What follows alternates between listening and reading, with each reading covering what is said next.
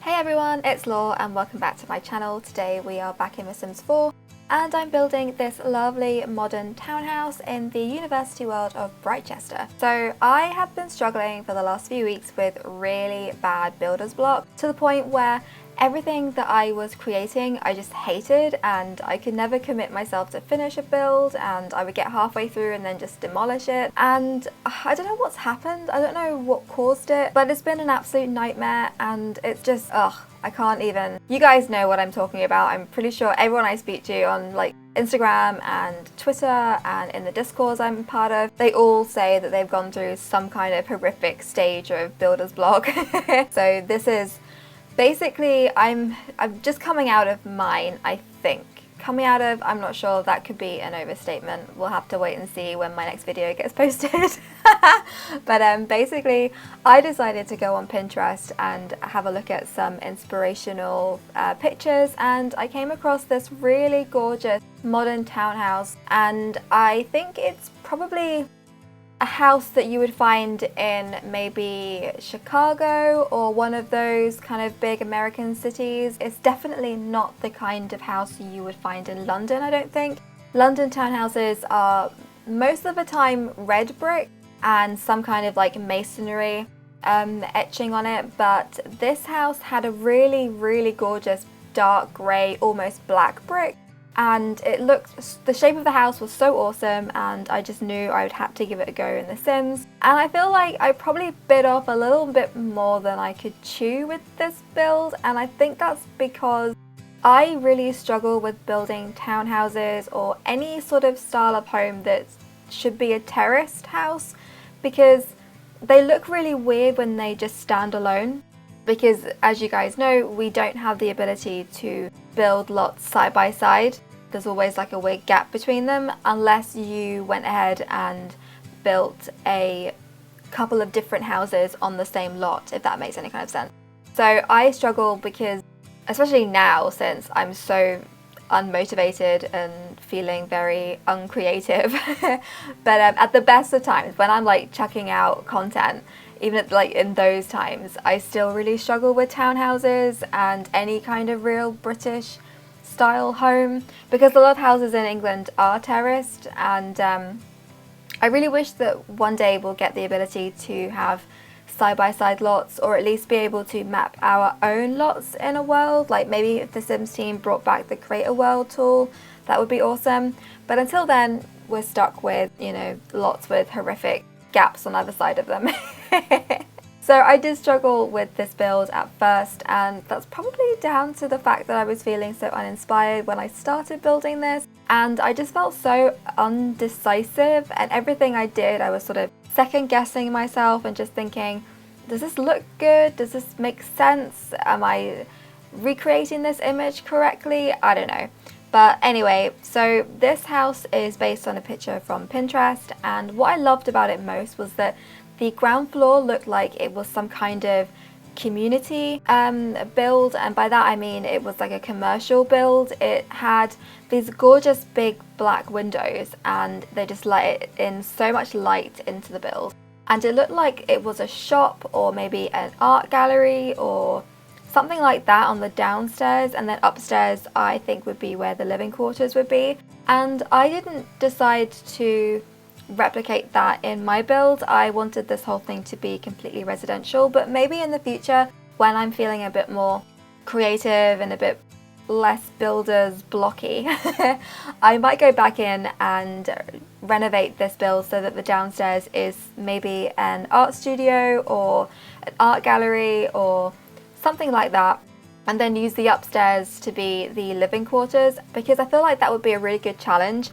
just because the upstairs is quite a small space, and I didn't actually utilize the attic space or the garage space that I built with this, and that's mostly down to the fact that I literally could not be bothered once I'd finished the furnishing of the residential part. And looking back, I kind of wish I had utilized that space, but I guess it makes for you guys to be able to download this build and then renovate it, or to take the empty space and turn it into anything that you need in your game. So there's that idea behind leaving that space empty. But I think if I do revisit this build, I will utilize those spaces and perhaps try to maybe, I don't know, give it a commercial downstairs, or maybe split it up into different apartments. I think like that could be a really cool idea. But if you do download this build and put it in your game, you are more than welcome to change it up, add whatever you want to it. The build is yours to do as you wish with. I would only ask that you don't upload it and claim it as your own. So we're in the kitchen at the moment, and like I said, I was following this picture and I kind of figured that because the outside was so dark, it probably meant that the inside had that sort of same style, and so I decided to carry through the brick from the outside into the inside to use as sort of like feature walls around the place, and I really like how that turned out. I try and do this a lot in my apartment builds. I feel like if I'm building an apartment, I want to take the outside of the build into the interior of the design, because I feel like it just ties it all together really well, and I really enjoy doing that.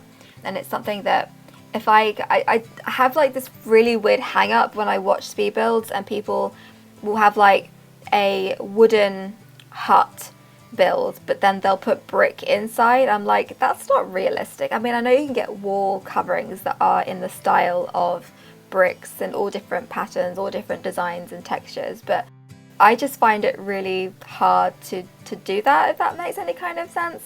So I did really want to bring the brick from the outside in to just tie the whole thing together.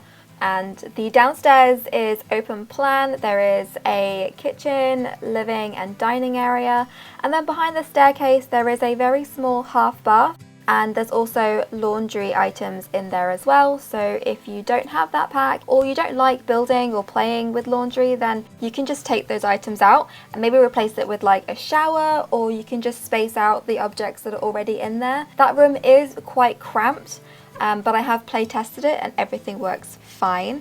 And the downstairs is also quite cramped, but I felt like that sort of fitted the vibe really well, because I feel like these townhouses, they are actually quite small inside, but if you use the space well enough, you can probably fit a lot in it, if you know what I mean. So I wanted to give this sim that lives here a really cool, entertaining area. I kind of felt like the sim that lives in this house is very sophisticated, very stylish, and I just felt like they were really big into like having dinner parties and that kind of thing. So you'll see me on the table there just adding some wine glasses and one of the debug bottles, and the idea behind that was that I was thinking maybe this sim really enjoys having like friends over for dinner and just sitting down till late in the night, just chatting with friends, drinking really good whiskey, and you know, discussing music and politics and pop culture and all that kind of really interesting stuff. And I feel like in this day and age where, you know, we are sort of prohibited from meeting up with people and socializing, I just felt like I could live through this sim, if that makes any kind of sense. I mean, I know things in my country are starting to lift. We recently reopened our shops, and I think by the end of like May we'll be able to somewhat go on holiday or have a holiday. So I'm not sure. It's a really weird time at the moment, I think. I'm just still very much terrified to go outside. And I mean, I've always been a really big homebody, and I do enjoy being at home, and I do enjoy my own company. So I kind of feel like lockdown in a way has been completely fine for me, because I don't like going out anyway. But having said that, it's been like over a year now, and I do miss seeing people, and I miss hanging out with my friends, and I just miss the freedom of thinking, you know, well, I fancy going to the pub for a drink, or I fancy going out for a meal tonight, or I fancy, I don't know, taking a last minute weekend trip into Europe, you know? Not that I did that very often anyway, but if I wanted to do that, I could have, you know? And because of the whole pandemic, we've been very restricted. So I'm kind of glad that things are starting to get a bit better. The deaths in our country are definitely coming down, which is so good. And the cases are kind of like plateaued a little bit. Like they don't seem to be going up or down at the moment, which I guess is a worry in itself, but I don't know. I'm hopeful that people are following the rules where they can. I feel like the majority of people are doing what they should be, and it's just a small minority of people that are sort of ruining it for everyone else, but I guess you're going to get that in every country, so anyway, let's not talk about that anymore. So I'm just coming to the half bath on the ground floor and added in the laundry items, and a few weeks ago I released a video on YouTube, just a very short clutter tutorial, just showing sort of my creative process when it comes to furnishing kitchens. And I really enjoy playing with these kind of scenes in my kitchens where it looks like a sim is halfway through preparing a meal. And I felt like with this sim that I imagine living in this house, he's probably like a really good chef. I wouldn't necessarily say that he's in some sort of culinary career, but I feel like he does enjoy cooking and he's pretty good at it. And with this whole entertaining stuff that he likes to do, I just felt like it was a really cool idea to give him this kitchen where it looks like he's in the middle of preparing a delicious dinner for his friends. And also, if you are like me and you like to document your gameplay, I just feel like it's a really cool backdrop. And there's nothing better, in my opinion, if I'm reading like an Instagram story of a Sims account and they've got like this beautiful clutter in their backgrounds. To me, that just brings the story to life a little bit, and I just really like that. And I feel like it's, you know, because I know that it takes a lot of creativity to plan out a story and to keep it entertaining, and it's very easy to burn out when you're doing something that's so overly complicated and complex, if that makes any kind of sense. But I do feel like you can maybe get away with using less slides if you have stuff in the background that can like explain the story, so you don't have to keep repeating yourself, or you don't have to go into the logistics of explaining everything in the description or through a text. So I mean, I could be just rambling. I do ramble quite a bit of the time, but that's just sort of my take on Instagram stories and just using these scenes just to create a bit of interest, if anything else, you know. The annoying thing is though that when you do upload your builds to the gallery, most of the stuff disappears, and it drives me mad. Like, why would you include it in the game if you're just gonna delete it in the gallery, you know? Anyway, that's a gripe for another video, I think. So I'm just going around and adding some more stuff to this little cafeteria counter that I've got going on. It's such a cute little kitchen. I feel like it still feels really chic and minimalistic and modern, but it also feels like you can tell that someone lives here, which I really like. I don't like houses that look like showrooms, if you know what I mean. I like builds to have personality and character, and that's really what I strive for when I'm creating content in The Sims 4. So just a little bit more about this build. I imagined that a musician lived in this apartment, and I'm taking some sort of inspiration for that from the reference picture that I found, but also I kind of had this vision that the Sim that lives here is into making music. He plays guitars, he plays piano, he plays the keyboards. I mean, that's practically the same thing, but anyway. But I also felt like the Sim was very creative, and I sort of struggled a bit with the landscaping of this build. I didn't want it to be manicured. I didn't want it to be a farmer type deal. Like, I didn't want to put planters or anything like that in this build.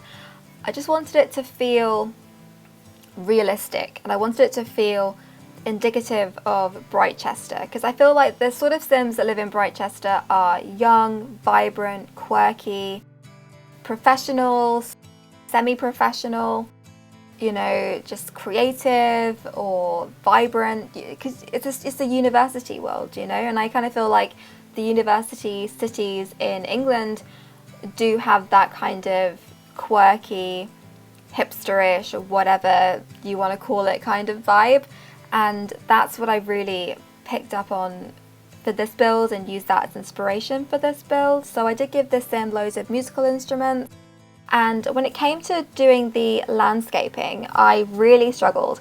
And I ended up taking inspiration from my parents for this build, which sounds incredibly strange because my parents are very wacky and interesting people when it comes to like their decorating style. So I used to live in southwest London. I grew up in southwest London, and we bought our first house. So we lived in like a masonette flat for the first few years of my life, which is basically, there's one house and the upstairs and the downstairs is split into two different apartments. And we lived on the upstairs apartment, and it was a very narrow, long house where you had like the front room at the front of the house, the living room at the front of the house, you had the bedrooms in the middle, you had the kitchen towards the end, and then the bathroom was right at the back of the build. And basically it was very small and very dangerous. So we had these really steep back stairs that went down to the garden, and they were like these really old rickety wooden stairs that had like nails sticking out of them, and my brother fell down them like 3 times, I'm pretty sure, and it was very scary. Like, my brother is the most accident prone person you'll ever meet in your entire life. Like, he has had so many near fatal collisions in, like, it's ridiculous. But when he was a kid, we used to always have like social services banging on our doors because they truly believed that my parents were like beating the daylights out of this child, because he was always turning up with like cuts and scratches and bruises, and it's like, no, he's just so adventurous. He just will not sit still. Like, he walked at 6 months, and if you have kids, like, you'll know that's incredibly fast. Anyway, I'm getting sidetracked. So we did move, and we bought our first house, and it was so lovely. We lived there for like 16 years. And anyway, so when we first moved into this house, the bathroom was 2 rooms. So you had the toilet in one room and then the bath and the sink next door, which sounds really weird to have in Britain, because I feel like that's a very like Japanese style way to have your bathrooms. Correct me if I'm wrong. I haven't really come across anyone else, apart from the people that lived in that tiny area, that have the bath and sink separate from their toilet. I don't know. Anyway, so we had that, and that wasn't really what my parents wanted, so we knocked the wall down. And the bath was like this really ornate Victorian looking bath. It was like white, and then it had these clawed feet, and it was so old looking but really like majestic and different. And it wasn't the kind of bath that my parents wanted to keep, but they didn't want to just chuck it, so they decided to make a feature out of it. And I know in the Strangerville pack we did also get a bath with flowers in it, and that's basically what my parents did to this bathtub. So they spray painted it black and they buried it in the garden. Well, not buried, they just put it in the garden. They filled it with like strawberry plants and other kind of fruits and maybe some herbs. And I remember it very well because they had just spent all this time planting these vegetables and these fruits, and they had to go to like B&Q, which is like our DIY store, and pick up some more plants. And they asked me to keep an eye on our dog, who was a puppy at the time, to keep her from jumping in and digging up the flowers, basically. And I was like, yeah, that's fine. I'll watch the dog, don't worry. Anyway, so I was a pre-teenager. I wasn't really interested in babysitting my dog, and I was too busy like being online and chatting on like MSN with my friends, and when that was a thing, you know. Anyway, so my parents were due to be home any minute, and I completely forgot I was meant to be watching the dog, and I couldn't find her. And I went out to the garden, and she was literally in the bathtub, like ripping out all of the plants and all of the seeds and the little sproutlings or whatever they're called. And I had a mini heart attack. I was like, oh my goodness, I'm gonna be grounded for like the end of time. So I quickly like called her out, lifted her up, took her out of the bathtub, and like started crazily quickly like trying to redig all these plants that she'd ripped out and like placing the little tags that come with them and putting them back in the soil, and just like trying really hard to smooth everything over and make it seem like nothing had gone wrong. So then my parents came home and they had their plants and they were in the garden, they were doing other stuff. And yeah, I never told them what had happened. And like a few months later, they were in the garden and they just couldn't figure out why nothing was growing. And I'm just standing there like, yeah, this is really awful. Like, you guys spent so long in this garden, like planting everything and making sure that it was all perfect. I have no idea what happened. And then like years later, I did come out and tell them, oh yeah, you know, nothing grew in that bathtub. That was kind of my fault. Like, I wasn't watching the dog. And yeah, they were pretty angry with me. But I'm alive, I lived to tell a tale, and yeah, they did just go and replant a load of stuff. But anyway, the reason for this story, when I was landscaping this build, I decided to take some inspiration from my parents and their garden. So we have like lots of really wacky sculptures and like gnomes and stuff in our garden, and one of the most interesting items in our garden is that, so my dad is from New Zealand and the national bird for New Zealand is the kiwi bird. So we have this gorgeous bright blue ceramic kiwi bird that just sits in the corner of the garden, and we've also got this really big, it's like a greenish stone boot, and in there my mum planted like some herbs. I think it was like parsley or maybe thyme or something like that, rosemary maybe. And we also had this beautiful iron cast kettle, and that used to stand on this little iron, like a grate almost, and she'd had like herbs and little small flowers in there as well.